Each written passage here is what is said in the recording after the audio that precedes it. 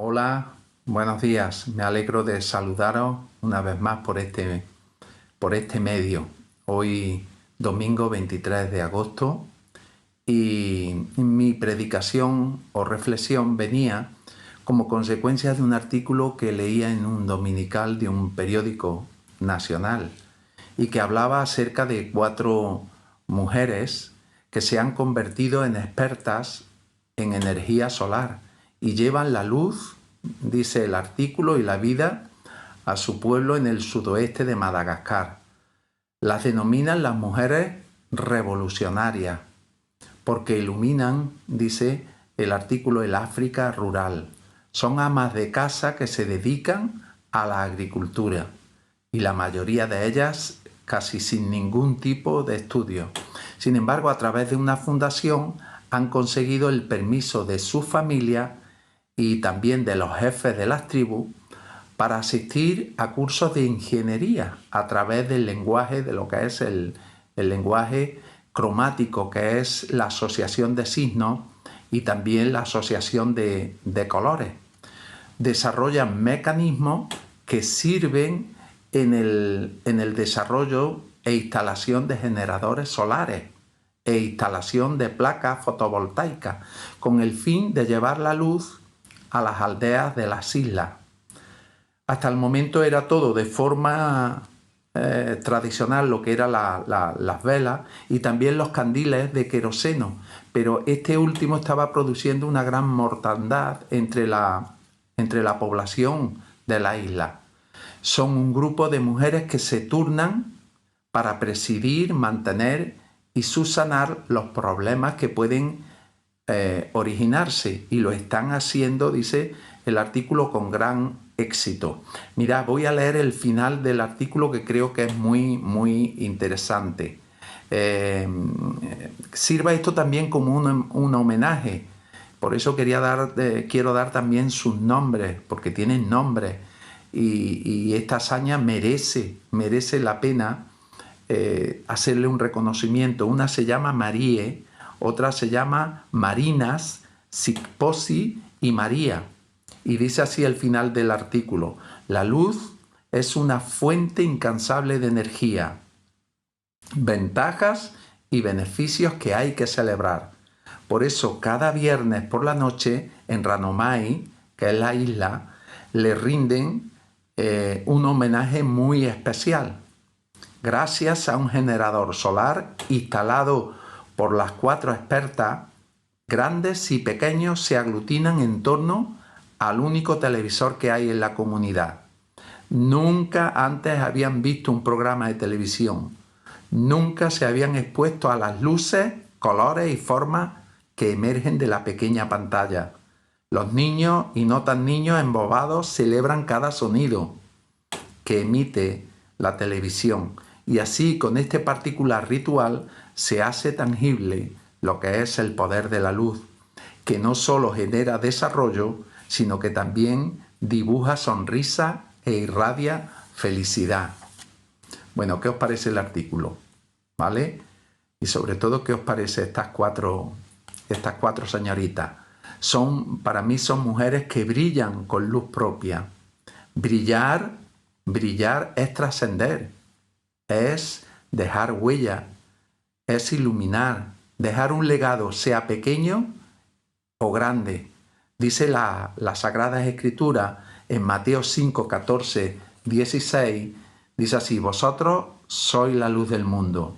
Una ciudad asentada sobre un monte no se puede esconder, ni se enciende una luz y se pone debajo de un almud, sino sobre el candelero, y alumbra a todos los que están en casa. Dice: así alumbre vuestra luz delante de todos, para que vean vuestras buenas obras y glorifiquen a vuestro Padre que está en los cielos. Pero cuando consideramos también la palabra del Señor, nos encontramos también mujeres que brillaron para el Señor, que dejaron huella, que trascendieron, que dejaron un legado porque iluminaron su tiempo, brillaron para el Señor. Fueron luminares que supieron reflejar con sus vidas la vida de Dios, la luz del Señor. sirva de ilustración lo que es la luna. La luna no tiene luz propia. Sin embargo, cuando se interpone la Tierra entre la luz y el Sol, sobre la superficie de la luna es reflejada la luz del Sol y es lo que nos llega a nosotros. Y nos da la impresión de que la luna tiene luz propia, pero no la tiene porque la toma de un astro tan grande como es el Sol. ¿Qué os parece? Vemos que estas mujeres brillaron porque tenían un corazón conforme al corazón de Dios. Y yo creo que muchas veces este concepto del corazón de Dios se idealiza, porque ser conforme al corazón de Dios no nos habla de ser perfectos o perfectas, y da la impresión que el nivel está muy alto. Sin embargo, si consideramos lo que es la vida del rey David, él no fue perfecto en absoluto. Sin embargo, tuvo un corazón sensible, eso sí, y tuvo también una convicción de pecado, que es lo que le hacía volverse a Dios cuando ofendía al Señor, cuando pecaba contra Dios. De hecho, si leemos el Salmo 38 y leemos también el Salmo 32 y sobre todo el Salmo 51, que es la oración de un pecador arrepentido, donde dice concretamente: ten piedad de mí, oh Señor, conforme a tu misericordia, conforme a la multitud de tus piedades, borra mis rebeliones. Lávame más y más de mi maldad y límpiame de mi pecado. Aquí el rey David se dirige al Señor en una oración expresando y clamando al Señor con el fin de que borre sus rebeliones, con el fin de que borre su maldad, que borre su pecado. Por lo tanto, David no era perfecto, pero sí tenía una sensibilidad muy especial y una convicción, como estaba diciendo, de pecado que le hacía volverse a Dios. Por eso él podía decir: bienaventurado aquel cuya transgresión ha sido perdonada y cubierto su pecado. Por ello podemos decir que no es excusa pensar que debemos ser perfectos o perfectas para brillar, para mirar al Señor, buscando y deseando en medio de nuestras limitaciones e imperfecciones tener un corazón conforme al corazón de Dios. Y es aquí donde consideramos dentro de las Escrituras algunas mujeres, yo diría en esta mañana que bastantes, para ser un libro machista como algunos objetan. Y encontramos perlas preciosas que brillaron y que a mí personalmente como hombre me inspiran como ejemplo de vida. Brillaron y algunas trascendieron hasta el día de hoy, como aquella mujer que nos hablan los evangelios, que derramó aquel perfume ungiendo al Señor. Y el Señor dijo: esta mujer ha ungido mi cuerpo para el día de la sepultura. Algunos de los discípulos se enfadaron, por decirlo así. Incluso Judas decía que aquel dinero se podía haber guardado para los pobres. Y el Señor le contesta que los pobres siempre los tendrían entre ellos. Y afirma: les aseguro, dice Marcos 14:9, que en cualquier parte del mundo donde se predique el Evangelio, se contará también en memoria de esta mujer lo que ella hizo. Trascendieron. Su luz brilló y ha trascendido hasta nuestros días. Encontramos una serie de mujeres en la palabra de Dios, entre ellas Esther, que luego se convertiría en la reina Esther. Fue cautiva y llevada al reino de Persia. Dice que era huérfana y que era criada por su tío Mardoqueo en los principios y en los valores de la palabra de Dios. Pero su fe, su valentía, su determinación y sabiduría salvaron al pueblo del Señor del exterminio que se había ido fraguando a través de un ser perverso como era Amán, el cual llegó a ser primer ministro en el reino de Asuero. Este Amán ideó un plan para conspirar contra el rey Asuero, pero Mardoqueo, familia de Esther, lo descubrió ese plan, y después de una serie de sucesos que terminaron también con la destitución de la reina Vasti porque hizo un desplante al rey Asuero, pues Ester fue llevada a la corte con otro grupo de mujeres para que formaran parte del círculo del rey a fin de que el rey pudiera encontrar nueva esposa. Lo que motivó que se ganara el favor del rey Asuero, deteniendo el complot de Amán. Las palabras de su tío Mardoqueo instándole a que debía de enfrentar aquella situación delante del rey Asuero para librar al pueblo de Dios del exterminio. Y dice que si no lo hacía ella, que había llegado para ese momento, para esa hora, Dios proveería de otra forma. Entonces Ester mandó a ayunar al pueblo de Dios y se presentó delante del rey, aunque no podía hacerlo por ley, era algo que no se podía hacer. Pero ella dijo, entraré a ver al rey, y si perezco, que perezca. Su determinación, su fe, consiguió la admiración del rey que la hizo primera dama del reino. Ella brilló en una época, en un tiempo, con luz propia. La segunda es Ana, más sencilla, podríamos decir, no tuvo una vida fácil. Sin embargo, hay algo que brilló con luz propia y era su perseverancia y su constancia. Su marido Elcana se había aprovechado de la tradición para tener dos mujeres. Podemos leerlo en Primera de Samuel, en el capítulo 1, en el versículo 2. Además de esto, era estéril, algo considerado como una especie de maldición en aquella época. Y además también era despreciada por la otra esposa, Penina. Y esto le producía a Ana una gran tristeza. Pero no desistió de su objetivo de tener un hijo. No se entregó a la queja, tampoco perdió la esperanza, sino que derramó su alma delante del Señor y siguió perseverando. La Escritura dice que una vez, habiéndose llegado su esposo a ella, después, cuando se cumplió el tiempo, dice la Escritura que dio a luz a un niño, al cual le puso Samuel, que fue el último juez y uno de los más grandes profetas que ha dado el pueblo de Israel. Y dice, porque se lo pedí a Yahvé y él me lo concedió. Primera de Samuel 1:20. Ella brilló y derramó su alma delante del Señor. La tercera mujer la encontramos en María, la madre del Señor. María fue elegida, como todos sabemos, entre diversas mujeres para ser la madre de nuestro Salvador.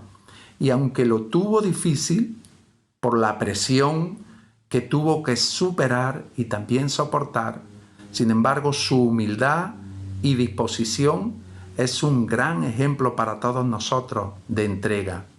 Ella podía confesar diciendo en Lucas 1:46, 48, engrandece mi alma al Señor y mi espíritu se alegra en mi Salvador, porque ha puesto los ojos en su humilde sierva.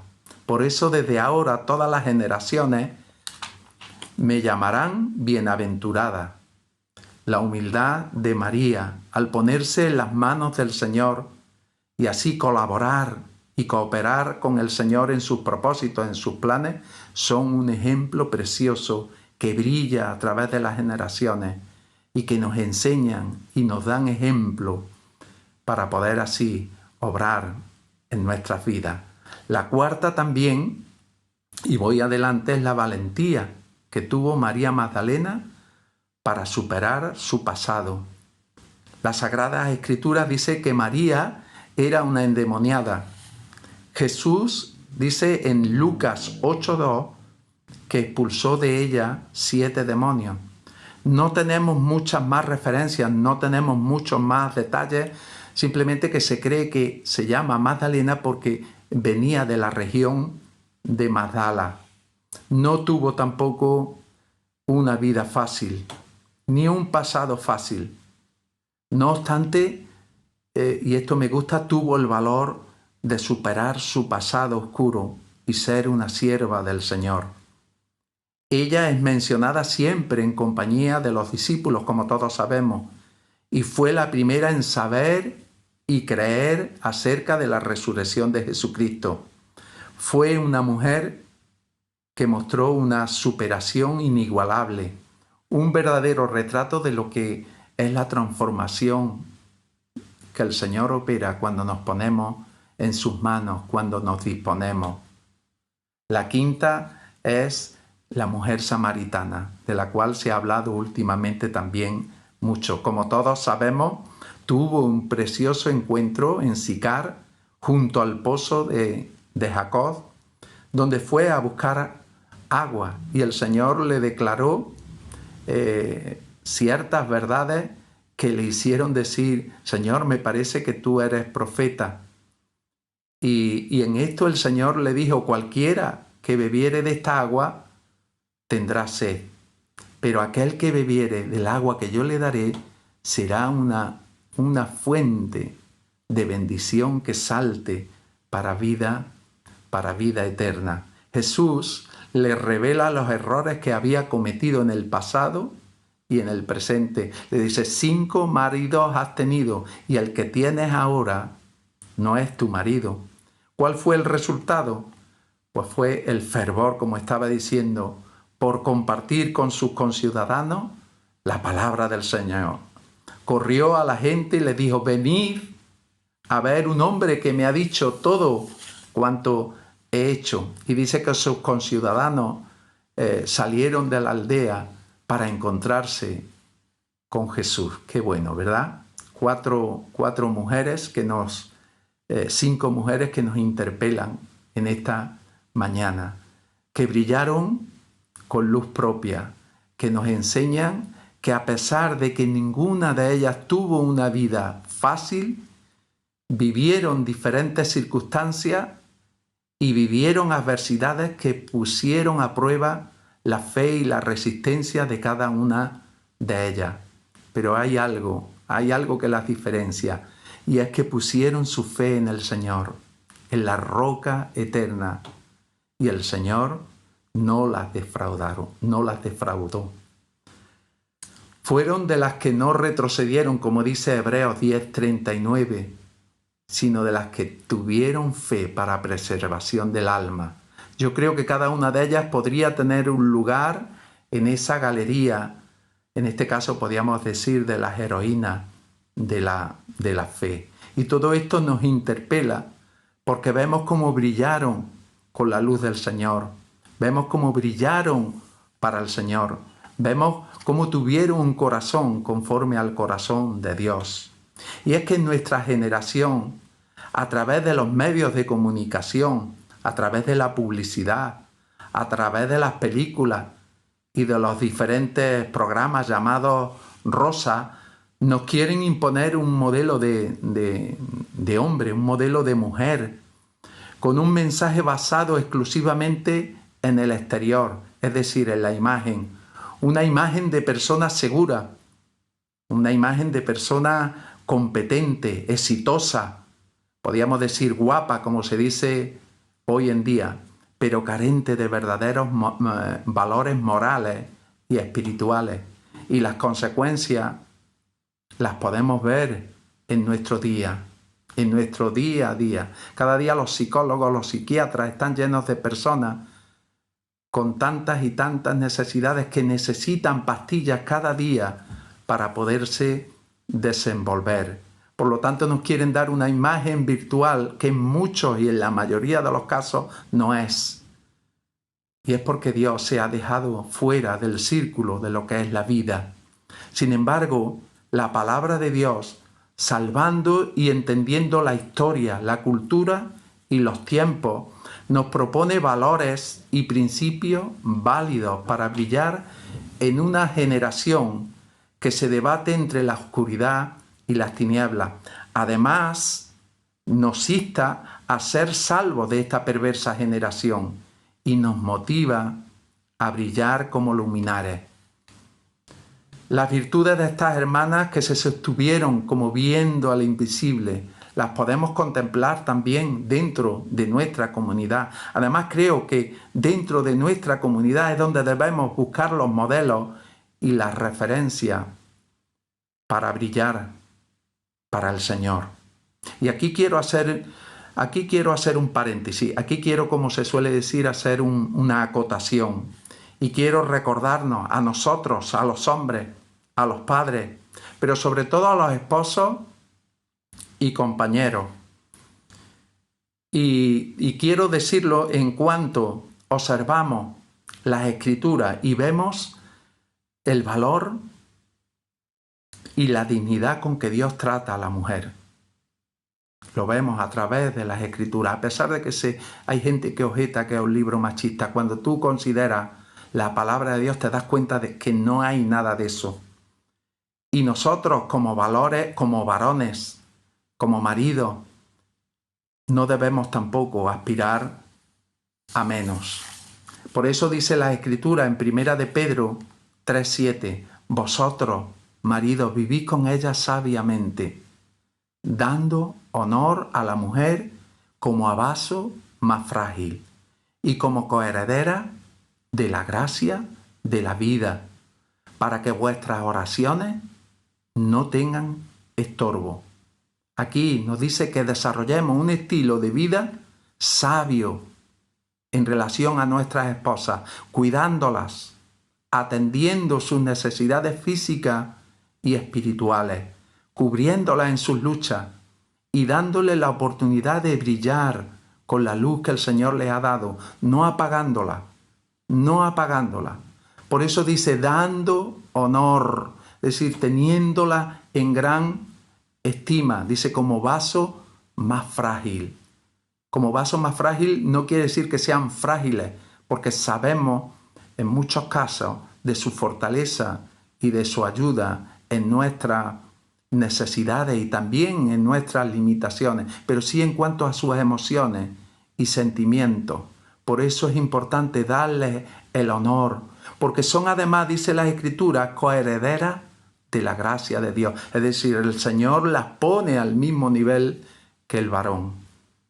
Esto, si no es así, será un obstáculo. Fijaros qué importante y qué contundente es. Será un obstáculo en nuestra vida espiritual, donde nuestras oraciones no subirán ante el trono de la gracia. Es decir, lo serio del asunto es que liga nuestra relación con nuestra esposa, en nuestro trato con ellos, lo liga a las consecuencias que tiene en nuestra vida espiritual, donde nuestras oraciones serán un estorbo, es decir, no subirán ante la presencia del Señor.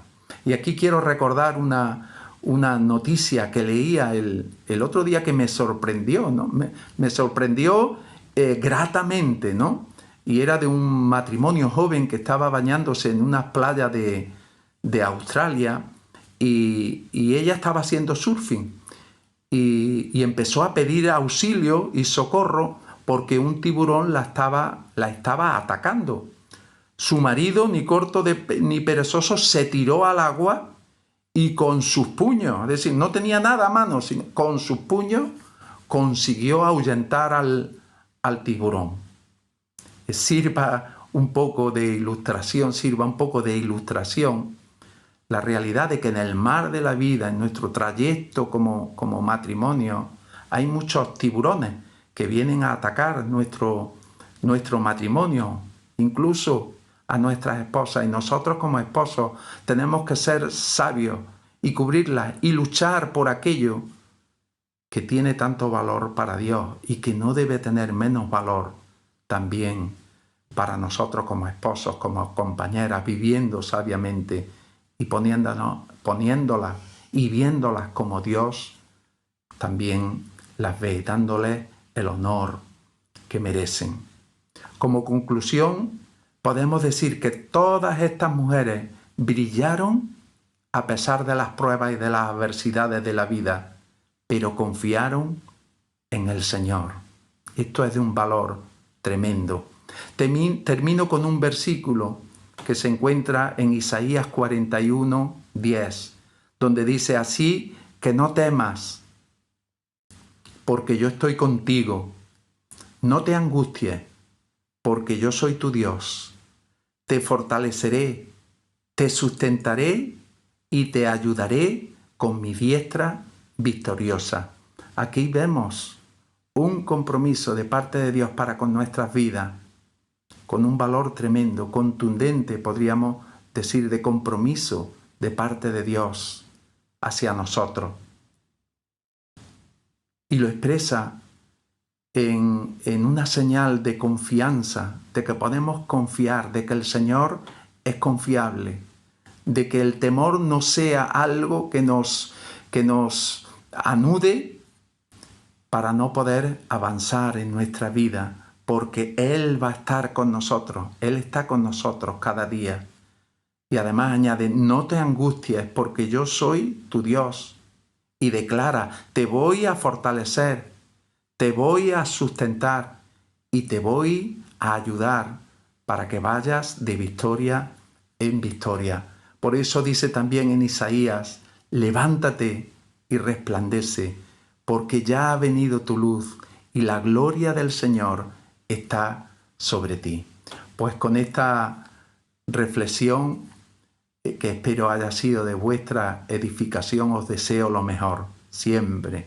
Y lo mejor es que el Señor os bendiga en este día y os bendiga también durante toda la semana. Un saludo, un beso para todas, un beso para todos.